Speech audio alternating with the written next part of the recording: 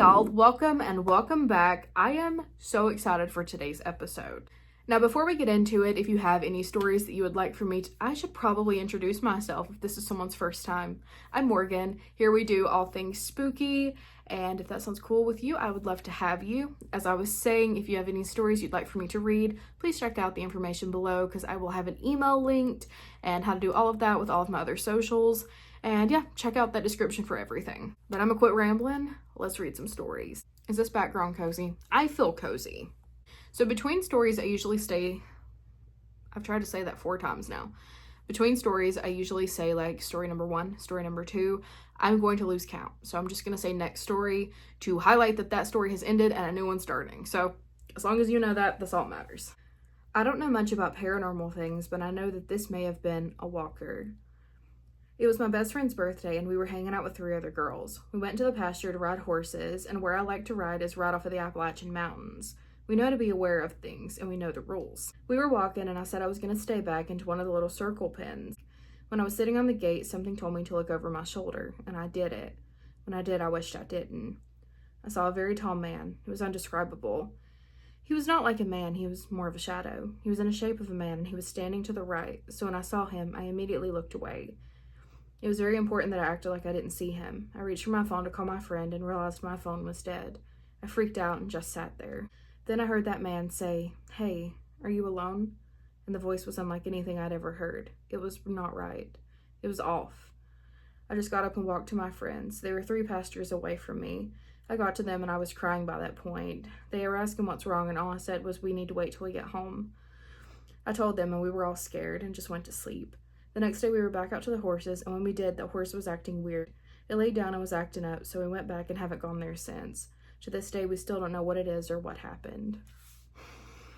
Next story. I have a story of something that happened to me at my friend's house. I thought it may be worth sharing so people can see that it is something quite normal. Well, not normal, but you know what I mean. To start off, it was October 28th, and we were going to my friend Val's house for a fun Halloween sleepover. There's a few stories of supernatural things, and her house dates back to 1907. It's an old farmhouse. So me being super into that stuff and liking danger brought my Ouija board, and this is where it gets interesting. My friends and I, there were 3 of us, wait for her parents to go to bed, and we wait until around 2:30 in the morning to go into the forest behind her house to do the Ouija board. We began playing and got nothing, so we kind of just chat and chill in the forest. We forgot to take the planchette off of that board. A bit later, we try again, and it tells us R-U-N, just spelling it over and over. It sounds fake, but I couldn't even think straight. We were all so scared.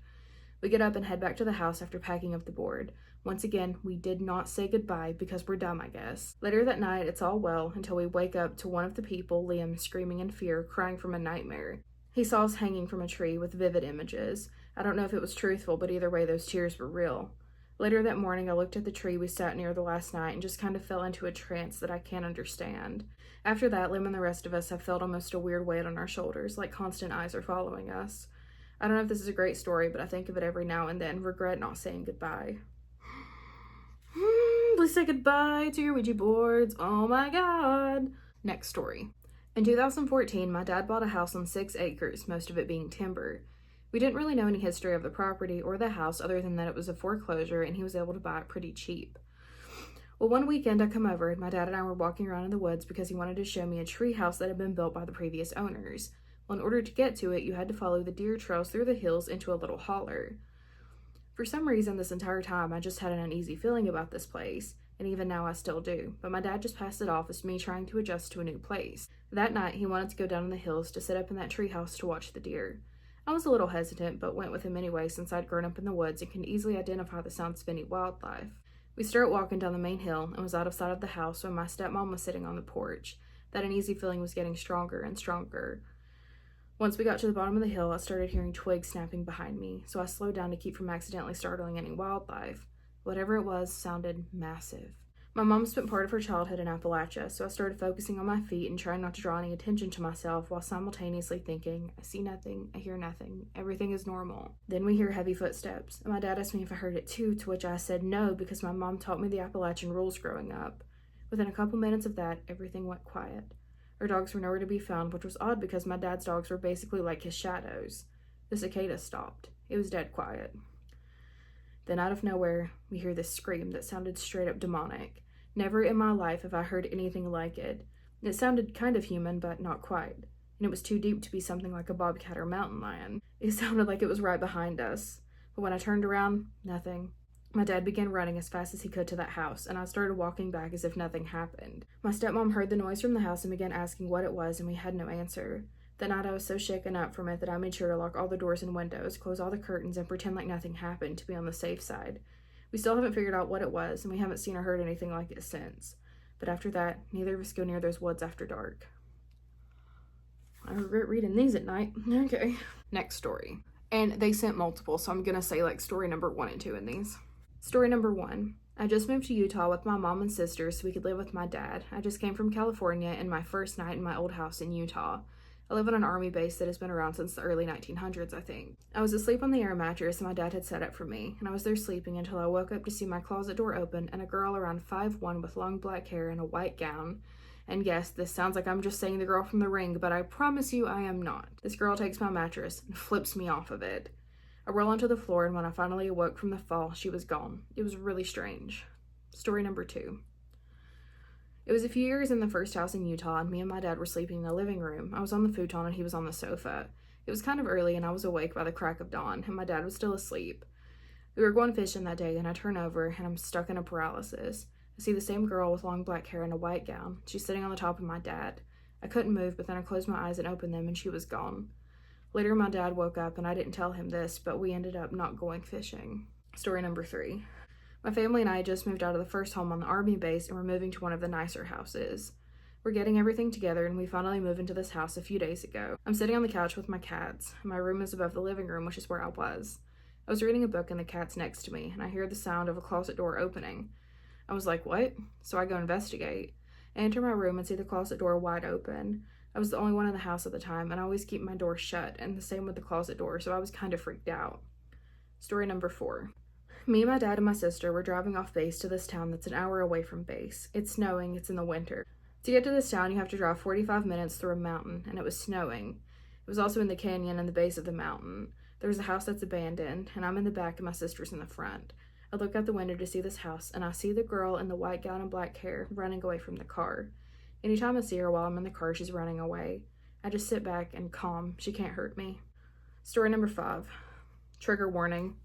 Self-mentioned. It was just last December, on the 1st, my family's friend's husband committed. It was tragic. She just gave him divorce papers, and he broke down and ended his life after a few days. I was helping my sister make cookies for the first responders on base, and we were sitting in the old building that has a community kitchen. I'm sitting in the chair in my kitchen, and my sister and I are making cookies, and I hear what sounds like a man's voice. I asked my sister if she heard that, and she says, no, what does it sound like? And I said, it sounds like a man. I said I recognized the voice. It was my friend's husband. I said to my sister, and she was like, what is he saying? And I said, he says he's guilty and he's sorry. Story number 6. Me and my sister were doing her holiday thing. This is the same year as the 5 stories, by the way. I'm helping my sister with some stuff, and just to let you know, the building was the community kitchen, had a place attached to it. It was a place that kids play in. It's a preschool, and me and my sister are the only ones in the building. There's no one else there, and we hear a ball bouncing. She hears it, and I hear it, and we just look at each other. We're like, I want to go check and see what it is. Let's just say I don't think me and my sister were the only ones there. Next story. And on July 3rd, 2022, my family and my friend's family all stayed in a house in the Appalachian Mountains. It was probably around midnight, and me and my friend were outside on the roof and climbed to the side facing the woods. We sat there for around 15 to 20 minutes before we both heard whistles and whispering. We were a bit scared, and we thought it was Madison's older brother messing with us, so we just brushed it off. A little while later, we were just laughing, and then we heard a loud thud. We thought a rock fell on the mountain behind us, but we looked and saw that it was a window that had shut. We immediately went to the window to see if her brother was there, and he wasn't. The window was locked, so we got really scared. And then we saw it, a black figure run past the side of the house under the gutters. We heard it whisper both of our names, so I told my friend to stay as quiet as possible because we thought it was a bear or some animal. I tried opening the window, but it wouldn't, so luckily I had my phone for a flashlight and called my older brother to come upstairs to see. He wouldn't answer, so we tried again, and same thing. I called my friend's older brother, and thankfully he answered, and we told him to come to the room and open the window. It took him around 5 minutes, but during those 5 minutes it felt like time stopped. Everything was silent, and I felt nothing was moving besides that figure below. We watched as it shuffled back and forth throughout the bushes, almost growling through the whistling sound it was making. There was only one thing we could hear, and everything else was silent. The wind, the insects, the trees were swaying like they were before. Finally, Madison's brother came and opened the window, and we hurried inside. After that night, every time we were outside at night, everything felt so weird, like we weren't welcomed. So many Appalachian stories, I'm so scared. Next story. I've always been a weird kid, not usually talking to people, and always on my own, especially at school. So my mom had to tell me this one. When I was younger, both my great-grandparents on my dad's side were alive, and I usually went to visit them as much as I could. I was also especially attached to my great-granddad, and he got really sick. My mom explained that every time he got sick, it's like I would know. I'd scream and cry. It would take us to drive at least 2 blocks away from our house so that I would finally calm down, and by the next day, as sure as salt, he would have an episode of a coughing fit. When he passed, I yelled the night before, wailing like a banshee. When we arrived, he'd had a seizure before we'd stepped foot in their house. I already told them he was dead. He said we weren't going to see him anymore. We lived kilometers away, and it only took us a few minutes to get to their house. The next 2 years, I'd talk to myself regularly or cry and run and hide at times. There was one specific episode I had in the bath that I was giggling and sang songs. My mom heard the ruckus and came in asking what I was doing. I said I'm playing with the green men. I pointed to the other side of the bathtub, looking at my mom confused. Also a story she said she won't forget. The day after she had told me priests were coming to cleanse the house and they prayed for me and things seemed to stop for a little bit. Well, I grew a bit more and my father took his own life when I was in grade 4. It almost seemed to my family that I was a husk of my former self, but I couldn't deal with it. It was also probably trauma, but I was visiting a friend's house and we were outside. There was ash in a box outside because we had just had a barbecue the previous night, and I saw a flame inside that box. I was so enticed by it, the more I stared, I could make out my father's face. His lips sewn shut, his eyes bloodshot and bulging. I cried and called my mom to pick me up, and I couldn't stay there anymore. Once I was walking on our plot of land, and it felt like time froze. It got extremely cold and felt something or someone behind me, but I couldn't move. It walked slowly towards me and hugged me. I could make out an outline of a man wearing a hat, and then a few seconds after, it was gone. Everything was back to normal. That definitely wasn't my dad. The next weird thing to happen was when I was 15-ish. I found myself befriending an ex-Satanist, and she was well in her 40s, born into that religion. Nothing extraordinary happened. Her house just always felt full, if that makes sense.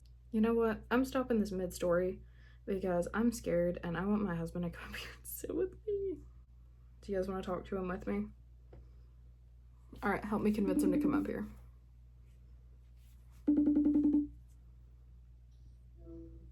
Hello, can you come hang out with me? These stories are scaring me. Of course. What should I do with her? She should be okay. You think she's okay? Yeah. Wait, real quick, let me just check on the laundry. Okay. He's coming. When I was 17, my grandfather got sick and passed, but like my father, I somehow knew it was in the room when he took his last breath. I saw him, but I wasn't near the hospital. Even now I'm 20 years old and still seeing shadow animals running in my peripheral vision or outside my line of sight.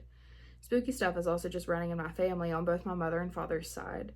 My grandparents claim that they see ghosts, and my sister has woken up with scratching. I even get wild nightmares, hair being pulled, whispers, things like that. Terrifying. Next story. This story takes place at my former house. I was around 8 and my brother was around 13. We were in his bedroom watching YouTube, specifically true horror stories. We then heard footsteps go into his sister's room, and then a door open and close. At that moment, it was me and my brother and my father home, so we just assumed it was my father. Later, when we were getting dessert, my father was feeding our dogs. The only problem was that we never heard him come out of that room. We asked him about it, and he revealed that he hadn't awoken until he had to feed the dogs. He works night shifts, so he sleeps during the day. Somewhat freaked out by this, we continued to go on with the night until we went to sleep. The next day, we asked our sister about this, and she revealed to us that for the past week, her television has been going static every so often.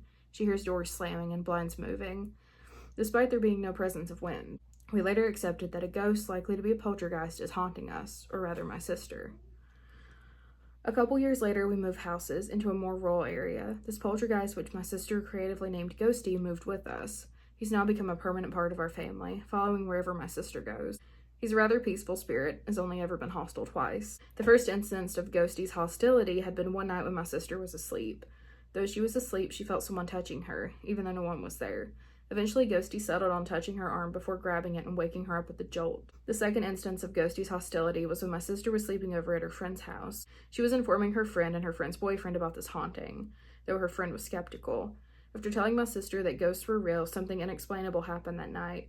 They went to sleep as normal, but when my sister's friend, the only skeptic, woke up, she had scratches all over her back. Something had attacked her, probably Ghosty. To this day, the haunting occurs. Ghosty enjoys moving blinds, slamming doors, making TVs go to static, flickering lights. We kind of just live with it now. My sister occasionally gets random bruises, and whenever you say the word ghosty, he'll make something, usually a bag hanging from a door, move. I love that he just, like, he was like, that's my name. Kind of wholesome, kind of scary. All right, next story. This happened when my twin and I were 12 to 13. We were staying the night at my grandparents', but a friend's grandparents lived across the street, so after dinner we went to visit.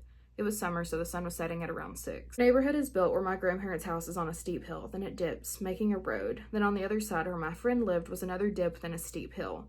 This is a very quiet neighborhood surrounded by woods. They weren't concerned about us getting hurt, just sent us with a lantern and told us to use it if it gets dark when we come back. So it's around 9 when we decide to leave. It was dark outside. We both didn't believe in any kind of spirits or entities, so we just turned on the lantern and began walking. Well, around halfway down the hill, my twin spotted something walking towards us. And then she told me to look, and then I saw it. It was a shadow figure with a top hat. I know a lot of people joke about seeing this thing, and it scared the ever-living shit out of us. After the neighbor took us home, my grandparents told us it was probably just a deer. The next day we went to go check it out, and we, twin, other friend, and I found huge footsteps going up that hill. We took photos, went back in that house, and hours later, my grandfather and I couldn't find them again. Next story. This one's very short. I just turned 16 2 months before this happened. I was playing hide and seek with my neighbor's grandkids and the guy I was dating at the time. It was dark and we had split up into 2 groups. We were playing on my neighbor's property, which is a big empty field, and we started hearing coyotes and kept walking down to the fence. We stopped to catch our breath and I had a weird feeling. I looked up and saw a black figure that had red eyes and was over 6 feet tall. He was standing between 2 trees and took up space between the 2 trees. We ran off and I had a lot of stuff happen after that night. Yeesh. This happened about a year or 2 ago when COVID was dying down. I lived closer to the mountains in South Carolina, not far from North Carolina border, and this was on a summer night. Me and my stepbrother and one of our friends who was spending the night decided that we were going to sneak out and just walk around town somewhere between 2 and 5 in the morning. We were having fun and just talking and walking around, but that night seemed oddly quiet. When we were walking back home, I don't remember around what time it was, but we all walked past that house at the same time. I just got this bone-chilling feeling behind my back. We all instinctively looked towards this one house that was abandoned on the road beside mine. We saw what looked like a person standing inside of the big bay window on the 2nd floor. When we saw that, we started to speed up and didn't say anything, but it felt like we were being watched. Around whenever we got to the house a few minutes later, I went to turn to the driveway. I turned around and at the stop sign at the end of the road, it looked like there was a person standing there. A very tall person around the height of the stop sign, if not taller. All black. I said something to my friend and he turned around and didn't see it. When I turned back to look, it was gone. Ever since then, I've had quite a few instances in which I felt like I'm being heavily watched, or I'll see what looks like a shadow outside of my window. I live on the 2nd story, and I don't know if there's something I should do, but I keep pretty big pieces of selenite on my dresser, along with some amethyst and rose quartz. I don't know if that helps, but it's just there if I need it. Next story. These are my mom's experiences. My mom grew up in Indonesia, and people there heavily believe in higher powers and paranormal things. My mom, her mom, and so on have the ability to see and hear things that they aren't supposed to see or hear. The first story happened when my mom was super young. She just moved to a new house and quickly became friends with the neighbor's daughter who lived across the street. My mom noticed a strange man who would always just slowly walk around the neighbor's front yard. She brushed it off, thinking that he was just the friend's grandpa. One day she went to her friend's house and saw the photo of their grandpa and said to her friend, "I've seen this man in your yard every day. Is he your grandpa?" And her friend replied saying that it was in fact her grandpa, but he had been dead for years. Another experience, my mom went to an Airbnb with her friends, and when she arrived she had the weirdest feeling. She said like she was being watched. She thought she was just overthinking because the Airbnb looked safe. She was checking out the Airbnb and she noticed this old portrait of a lady. She noticed that as you would pass this portrait, the eyes of the lady would follow. My mom ignored this, and her friends continued upstairs and went into the room, and it was already nighttime. Upon trying to sleep, my mom and all of her friends could hear fast stomping up and down the stairs with childlike giggling. The stomping stopped, but when it stopped, the floorboards in the hallway were creaking. Along with the creaking, my mom had a bad feeling, like she was not welcome there. The creaking got closer to the door and then stopped. It got so eerily silent for a minute. Finally, the window that was by the bed flung open, and you could hear the wind howling. The curtain was getting blown into the room, but it was still so silent. No one was moving, and along with the only noise being from the wind, my mom decides to break the silence. All of a sudden, this thing from the window starts to grab my friend's arm, trying to snatch her. My mom saw this thing and described it as a very big humanoid hand, but it looked like it wasn't solidly there, like it was just a black mass, if that makes sense. Anyways, everyone quickly reacted and pulled that friend away, and then the friend was away, the window shut itself. Indonesia, back in the 80s and 90s, it was dark, and there would be poorly made streetlights. This made seeing things really hard at night. My mom was going on a walk and saw what she thought was a cat in the middle of the street. She looked away for a second, and then she looked back, and the cat's torso got longer and the legs got longer. The knees turned backwards. She couldn't make out the face, but she saw glowing red eyes staring at her. Safe to say, she bolted. My mom also had times where she would sleep and said she would feel something sit on her chest. She'd pray till it went away. These paranormal experiences really only occurred back in Indonesia. The cat morphing? Goodbye. Next story. These next few are really short, so we're going to go through them. I'm wondering if you can tell me what's going on at my grandma's house. A little backstory. We moved in with her and her husband about a month ago. Some strange things started happening. I'm native, so I'm a really big believer in spirits and stuff, but I've never had anything this mundane happen to me. It started with the Yule season. I celebrate it because of my Celtic and other heritage. We start having things go missing, like a sock or two. Then the remotes to the TV start going missing and end up completely different rooms. The weirdest thing happened tonight, though. I was taking my grandmother's dog out, and I start hearing whistling in the woods. I know not to respond or whistle at night, but then I hear my 4-month-old kitten meowing. There was no way it could have been her because she was cuddled up in a box on the porch. It's kind of creepy, but not the worst I've been through. Just wanted your opinion on it. Y'all know what my opinion is on that. Don't just ignore it. Oh my god. Next story. Background information. I'm a teenager who lives with my parents and 3 other siblings. The house we live in is very old, probably around 100 years, and used to be a small corner shop selling medical supplies. Oh, that's a cute little backstory for your house. As for this actual encounter, a while ago I used to sleep in a bedroom next to both of the bathrooms. I had a bunk bed. There was a blanket coming down from the top of the bunk bed to act as a tent, so the bottom bunk was completely enclosed. Well, one day my older sister came in after calling out to me and me not answering. She called my name repeatedly from the door, and I didn't answer. She said she heard me breathing from inside the tent and came over to open it, but there was no one inside.